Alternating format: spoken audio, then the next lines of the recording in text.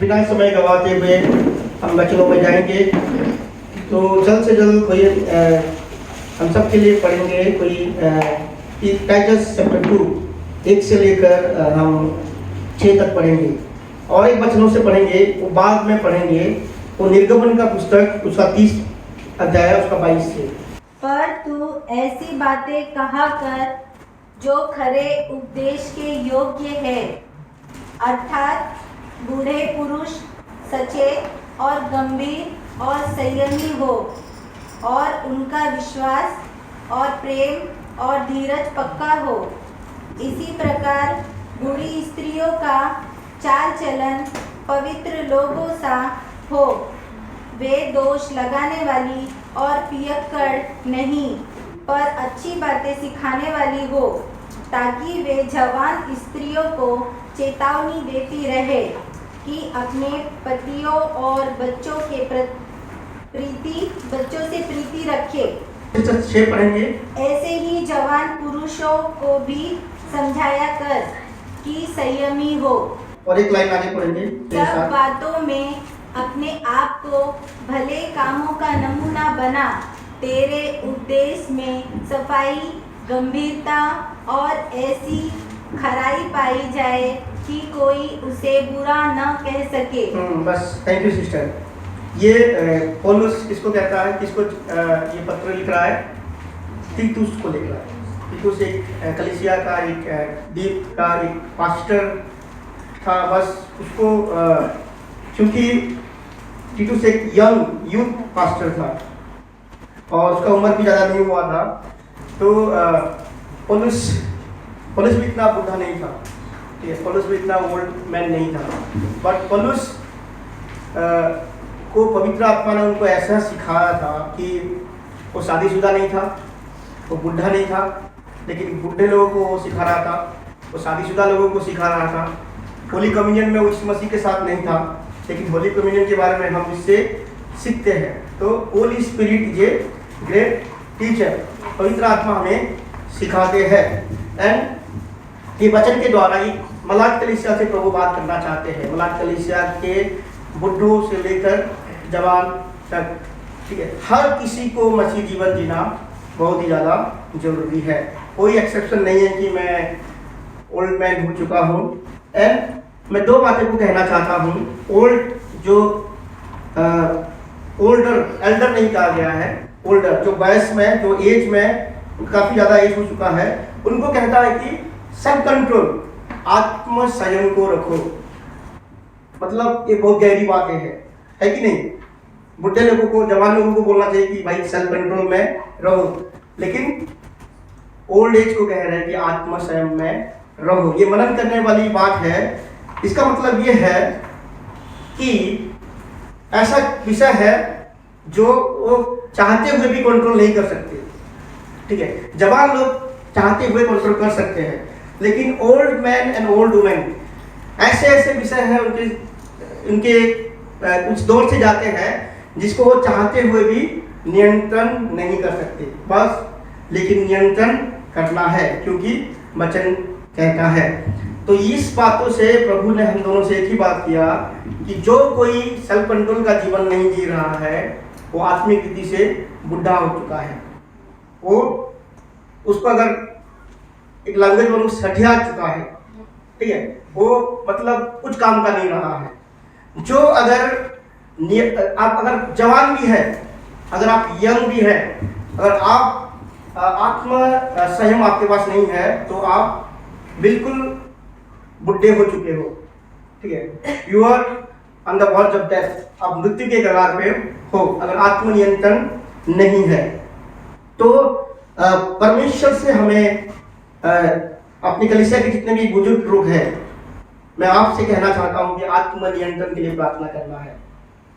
दाऊद अपने बुढ़ापे के समय में प्रार्थना करता है कि जवानी की पापों से मुझे बचा ले। बुढ़ा समय में प्रार्थना कर रहा है कि जवानी के पापों से मुझे बचा ले, क्योंकि पाप कभी भी कार्य करता है, चाहे बुढ़े हो चाहे बच्चे हो।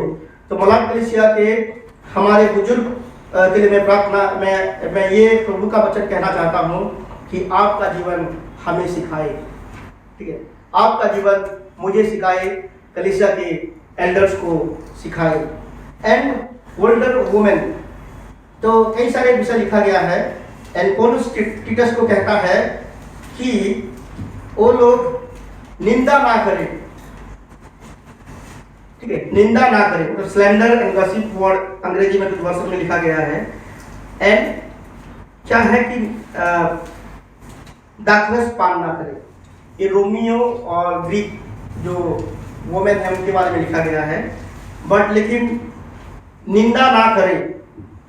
मैं कलीसिया के जितना ओल्डर वुमेन है उन सबसे कहता हूँ कि डू नॉट एक्यूज एनीवन, निंदा ना करें। ये छोड़ देंगे तो आप एक प्रभावशाली हो जाएंगे।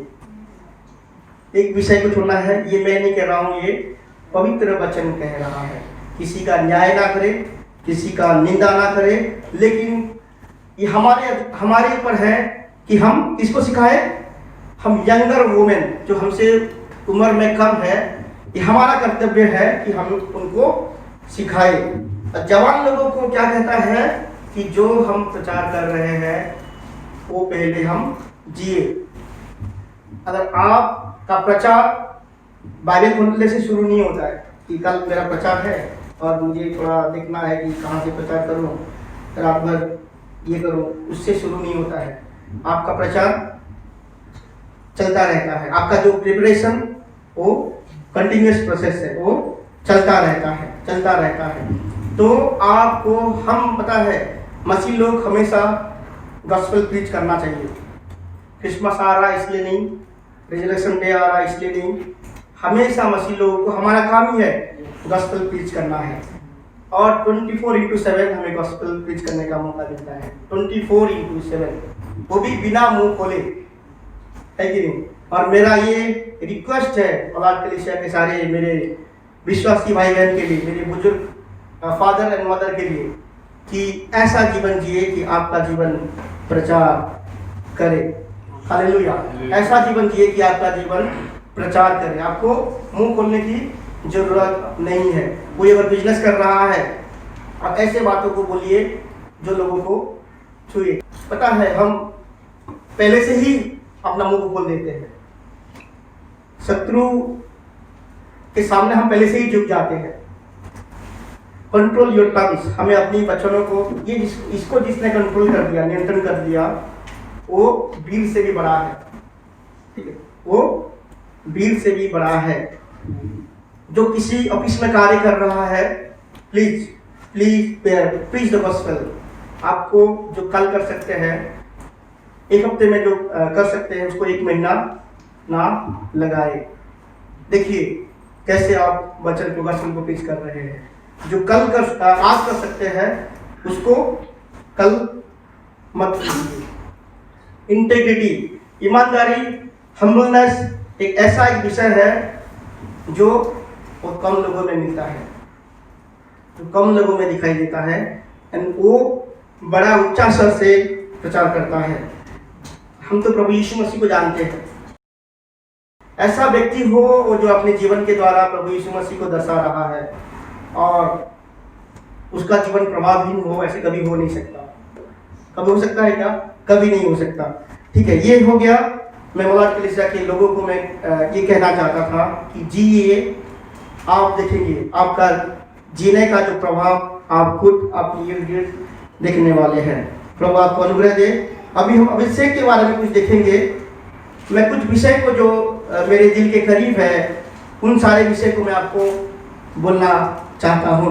तो निर्गमन का पुस्तक, उसका 30 अध्याय, उसका 22 से 25 हम पढ़ेंगे। धीरे धीरे कोई हमारे लिए पढ़ेगा। निर्गमन का पुस्तक एक्सोडस चैप्टर 30 वर्स 22 to 25।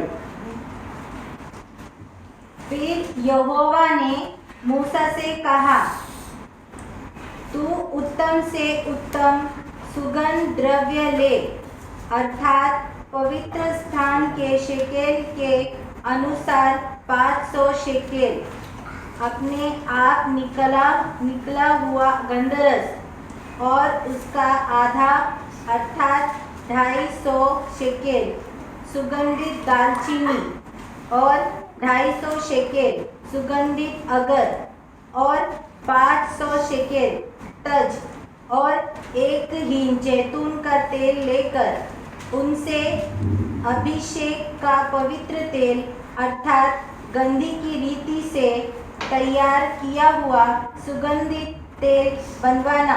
यह थैंक यू सिस्टर।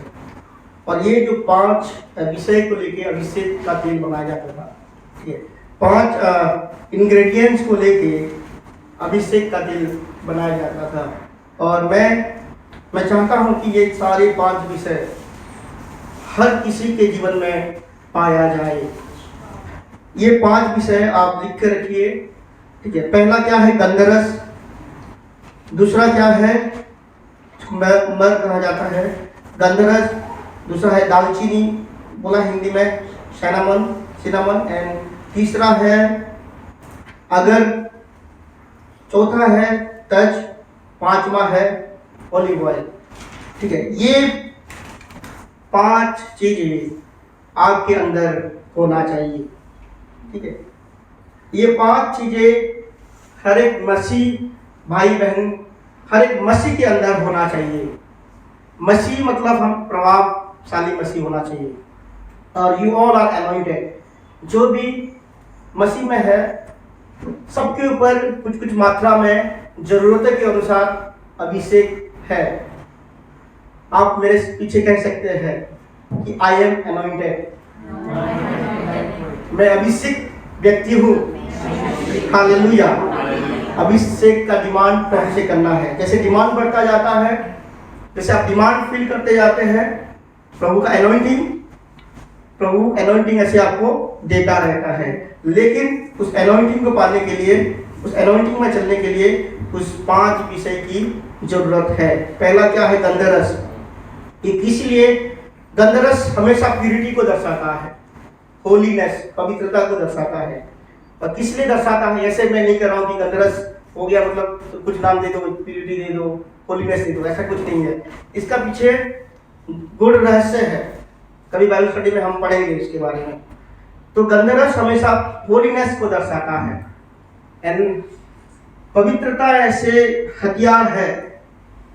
होलीनेस एक ऐसा एक वेपन है जिसके सामने शैतान मतलब और कुछ नहीं कर पाता।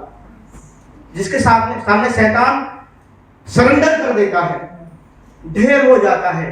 पवित्रता के सामने शैतान बिल्कुल और कुछ नहीं, 1% भी आपके पास हमला करने का कोई ताकत नहीं होता। एंड होलीनेस के द्वारा प्रभु का सामर्थ वो होता है। पवित्रता के द्वारा प्रभु का सामर्थ हमारे जीवन में फ्लो होता है।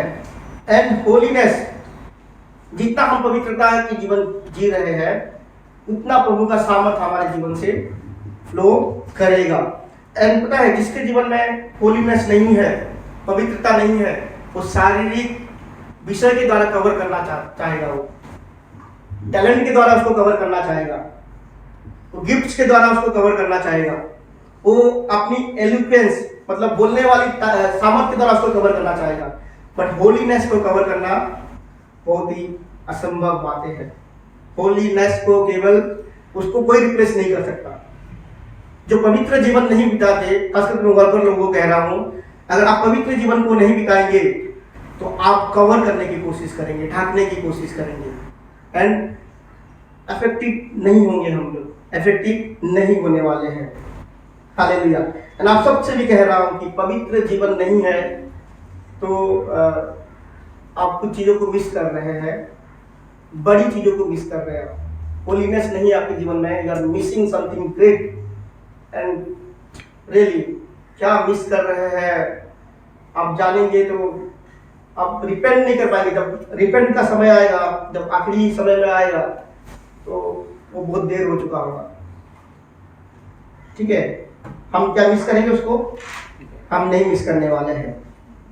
सेकंड क्या है आप मुझे बोलेंगे? सिनामन, दालचीनी। ये स्वीटनेस, फॉरगिवनेस एंड काइंडनेस को दर्शाता है। मृदुता बोला जाता है या क्षमा को दर्शाता है, दया को दर्शाता है। एंड बाद में हम उदाहरण को देखेंगे। इसका उदाहरण शोमन का उदाहरण प्रेरितों का कार्य संबंध में, प्रेरितों का कार्य 8 में शायद लिखा है कि शोमन भी चाहता था कि जैसे पतरस और यूहन्ना जैसे सामर्थ के साथ कार्य को करते थे, उसी सामर्थ को वो पाना चाहता था, लेकिन उसके अंदर क्या था? कड़वाहट था। क्या था? कड़वाहट था। पतरस क्या बोलता है? मैं देख पा रहा हूं कि तेरे अंदर कड़वाहट है और पाप की बंधनों से तू बंधा हुआ है। तो अगर आप पावरफुली प्रभु के लिए व्यवहार होना चाहते हैं तो जल्द से जल्द लोगों को क्षमा दीजिए, जल्द से जल्द लोगों को क्षमा दीजिए। ये शोभा नहीं देता मसीह को कि किसके विरुद्ध कड़वाहट को रखे, ये बिल्कुल शोभा नहीं देता है। गंदे दिखने लगते मसीह। अगर फॉरगिवनेस नहीं है, मसीह लोग सबसे गंदे दिखते हैं, दाग धब्बे उनके चेहरे में दिखाई देता है। बिटरनेस, कड़वाहट, क्षमाहीनता मसीह लोगों को गंदे बना देता है। ठीक है, तो पौलुस क्या कहता है? क्या कारण है कि तुम सामर्थ को नहीं पाने वाले हो? क्योंकि मैं देख पा रहा हूं कि तुम्हारे अंदर कड़वाहट है, तुम पाप के बंधन में भरे हुए हो। तो सबसे पहली चीज है होलीनेस, दूसरा है sweetness, forgiveness and bitter jealousy. एक चीज जान लीजिए, एक चीज मैं कहना चाहता हूं कि तो शिमोन जो है उसका मन में कॉम्पिटिटिव स्पिरिट था, है कि नहीं? कॉम्पिटिटिव स्पिरिट था। अरे ये पास्टर ऐसा है तो ये पास्टर, मुझे थोड़ा उससे अच्छा होना है, मुझे उसके जैसा बनना है। आप कॉम्पिटिटिव स्पिरिट के विरुद्ध प्रार्थना को कीजिए, उसके विरुद्ध आपको उद्धार पाना बहुत ज़्यादा जरूरी है। हर एक मसीह विश्वासी के बीच कंपटीशन मलाट कलीसिया में नहीं चलेगा। वर्कर के बीच कंपटीशन मलाट कलीसिया में नहीं चलेगा। अगर जिस दिन शुरू हो गया, आप जान रहे कि आप शत्रु के जुए में फंस गए हो। कंपटीशन हो गया, एंड कंपटीशन एक ऐसा विषय है, कंपटीशन अगर आपका मनुष्य ऐसा है, अगर किंगडम माइंडेड है तो कंपटीशन आपके मन में रहेगा नहीं। अगर कोई पास्टर अच्छा कर रहा है, थैंक्स लॉर्ड कि प्रभु तेरे राज्य के लिए कार्यकर्ता बहुत कम है, आपने उसको उठाया, प्रभु धन्यवाद हो। ऐसे धन्यवाद देना आपको। कोई अगर पास्टर अच्छा काम कर रहा है, कोई अगर विश्वासी भाई बहन अच्छा काम कर रहा है, प्रभु धन्यवाद हो उसके जीवन के लिए, क्योंकि कार्यकर्ता कम है, उसके जैसा और लोगों को खड़ा कर। ऐसे अगर आपका मनुष्य हो गया तो रियली प्रभु का सामर्थ, प्रभु का अभिषेक आपके जीवन में फ्लो करेगा। तो मलाट कलीसिया में विश्वासी के बीच में कोई कंपटीशन नहीं, कोई जलसी नहीं। कोई अच्छा कर रहा है, please give thanks to Lord, उसके लिए जितना ज्यादा धन्यवाद है प्रभु को दीजिए। ईर्ष्या किसी के प्रति रखना नहीं है। Workers and believers, don't be jealous to anyone. कोई बढ़ रहा है तो वो आप उसको जाने कि वो आपके लिए आदर्श के समान है। ठीक है, तीसरा विषय ये है, क्या है तीसरा विषय? अगर कालामस लिखा गया है और ये आराधना को दर्शाता है, वर्शिप को दर्शाता है।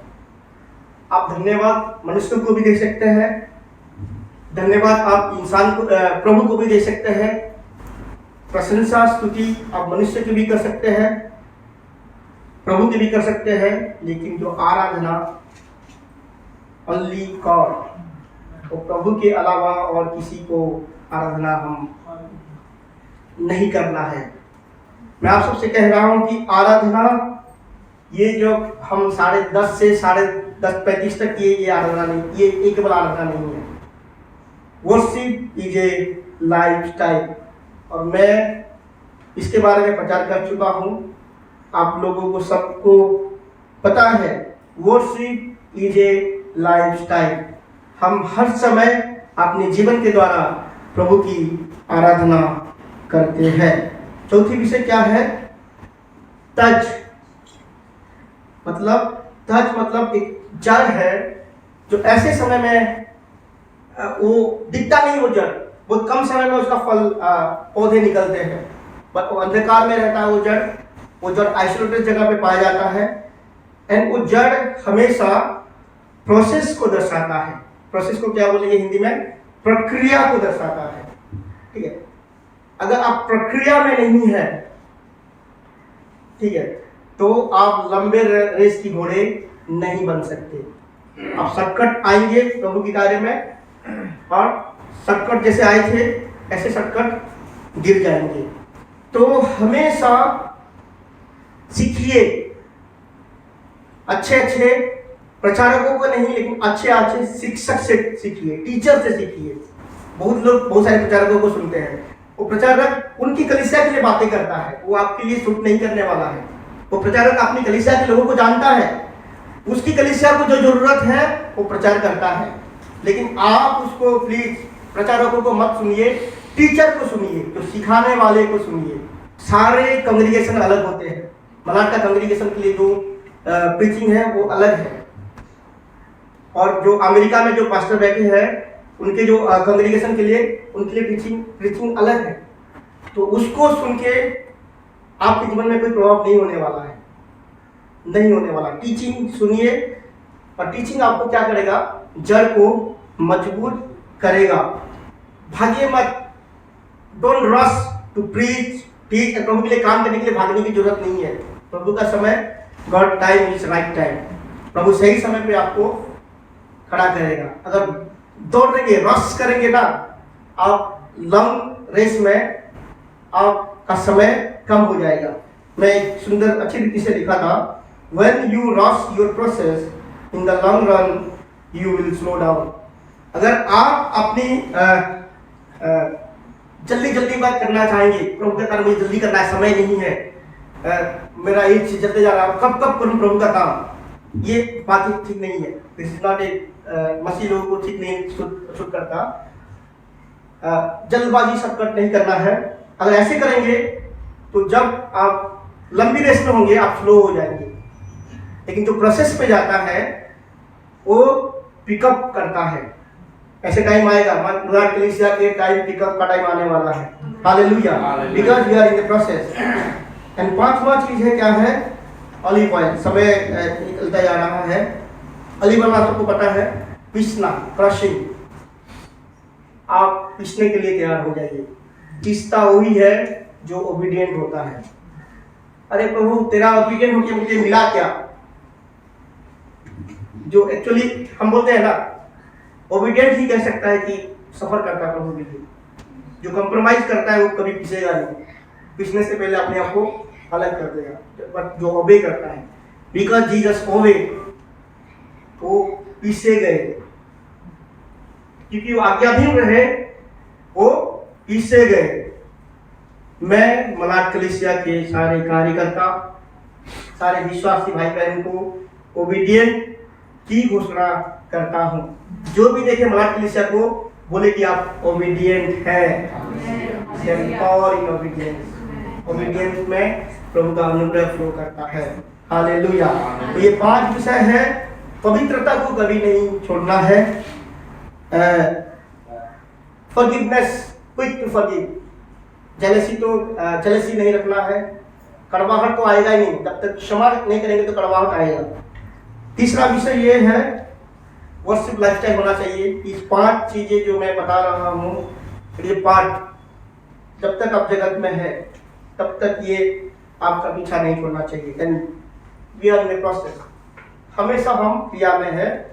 एंड ओबीडिएंट होइए, पीसने के लिए तैयार रहिए, बिकॉज पीसने के द्वारा ही क्या आता है, तेल निकलता है। तो आप सबको आशीष दे।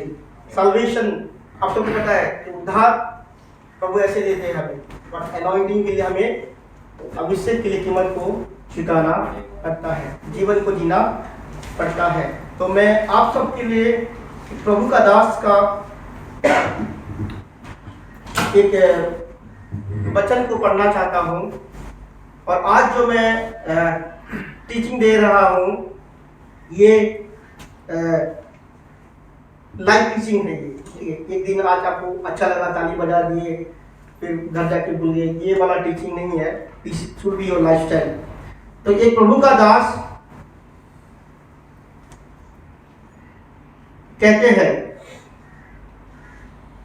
You cannot unseat a principality that give you a seat. जो आपको जगह दिया है उसको जगह से आप निकाल नहीं सकते, ठीक है।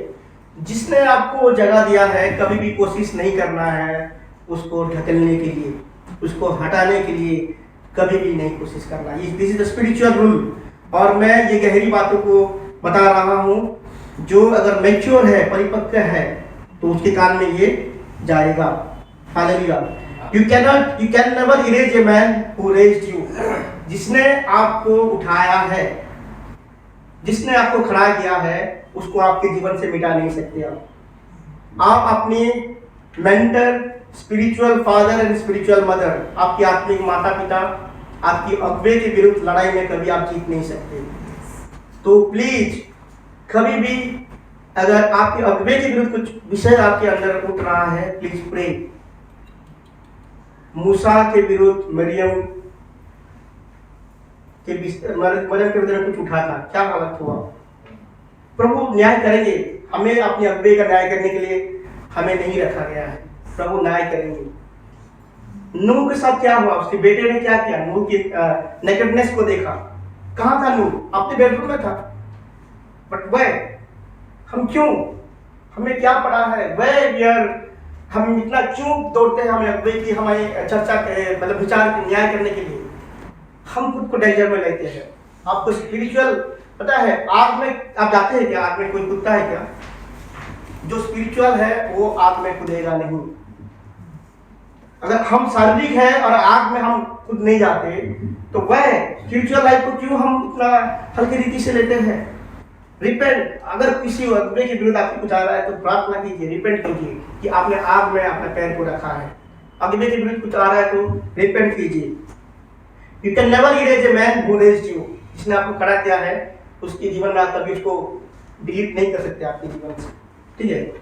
You can never lie about the man who lay their life on you. उसके विरुद्ध आप कभी झूठ बोल नहीं सकते। जिनका हाथ आपके ऊपर है और जिन्होंने आपके ऊपर हाथ रखा है। You can never topple a man who top you off and set you at the top. आप उसको गिरा नहीं सकते जो आपको ऊंचा स्थान दिया है, ठीक है। जो ऊंचा स्थान आपको दिया है उसको आप गिरा नहीं सकते, कभी गिराने की कोशिश नहीं करना। You cannot dishonor the man who made people to honor you. आप उस व्यक्ति को कभी असम्मान नहीं कर सकते जिस व्यक्ति की वजह से आपको सम्मान मिला है, ठीक है। उस व्यक्ति को कभी असम्मान नहीं करना जिस व्यक्ति की वजह से आपके जीवन में सम्मान आया है। You cannot bring embarrassment to the man who gave you endorsement. आप उसको कभी लज्जित नहीं कर सकते जिस व्यक्ति ने आपको समर्थन किया है, ठीक है। जिस व्यक्ति ने आपका एडवर्टाइजमेंट किया है उस व्यक्ति को कभी आप लज्जित नहीं कर सकते। Never become a problem to the man who gave you an ambulance, ठीक है। उस व्यक्ति के लिए कभी समस्या खड़ा मत कीजिए। नेवर एवर आपकी अगुवे के लिए आप समस्या खड़ा मत कीजिए। जिसने आपको एक नाम दिया है, जिसका चिन्ह दिया है, ठीक है, वो व्यक्ति नहीं होता तो आप शायद इस जगह पे नहीं पहुंच पाते। हालेलुया। ये स्पिरिचुअल रूल है। एंड आप मतलब आज मांस को खा रहे हैं, पर ईटिंग मटन, पर ईटिंग फिश, चिकन, आप आज दूध को नहीं पी रहे हैं, आप स्वीट को नहीं खा रहे हैं। You cannot depart from a man or woman of God that give you a platform. जिसने आपको मंच दिया है उसको आप उसके विरुद्ध आप कुछ प्लॉट नहीं कर सकते। उसके विरुद्ध कोई भी प्लॉट नहीं चलेगा, कोई भी जाल नहीं चलेगा। आत्मिक अगुवाओं के विरुद्ध जो आपको सिखाते हैं, कोई भी हो, इधर की बात नहीं कर रहा हूँ, कोई भी है जो आपको सिखाते हैं उनके विरुद्ध आप कभी चाल या कोई भी योजना नहीं बनाना। You might think that you are succeeding, but it is life from the hell. और आप ऐसे कर रहे हैं, आपको लग रहा है कि आप सफल हो रहे हैं, बट ये नर्क का एक बहुत बड़ी झूठ है, ठीक है। तो ये सब विषय को हमें ध्यान रखना है। एंड समय हो चुका है, तो मैं आप सबको मैं ये उत्साहित करना चाहता हूँ, जब हम जिएंगे हम देखेंगे, प्रभाव को देखेंगे। आप अगवा लोगों को कह रहा हूँ, प्रार्थना में बने रहिए। एंड मेरे विश्वासी भाई बहन को कह रहा हूँ, प्रार्थना में बने रहिए। अगर अगवे प्रार्थना नहीं करेंगे, विश्वासी भाई बहन कितना भी लड़ाई करें, कोई काम नहीं आने वाला है, क्योंकि आपके द्वारा अनुग्रह आने वाला है। मूसा जब तक प्रभु की दुआई दे रहा था हाथ खड़ा कर, तब तक जीत रहे थे। ठीक है, मूसा जब तक प्रभु की दुआई दे रहा था वो जीत रहे थे, चाहे वो कितना भी स्किल सोल्जर हो क्यों ना हो। ठीक है, चाहे वो कितना भी स्किल सोल्जर क्यों ना हो, लेकिन जब हाथ नीचे करता था, दुआई देना बंद कर देता था, तो लोग हार जाते थे। तो अगवे लोगों को प्रार्थना करना, केवल अगवे लोगों को नहीं, सबको प्रार्थना करना है।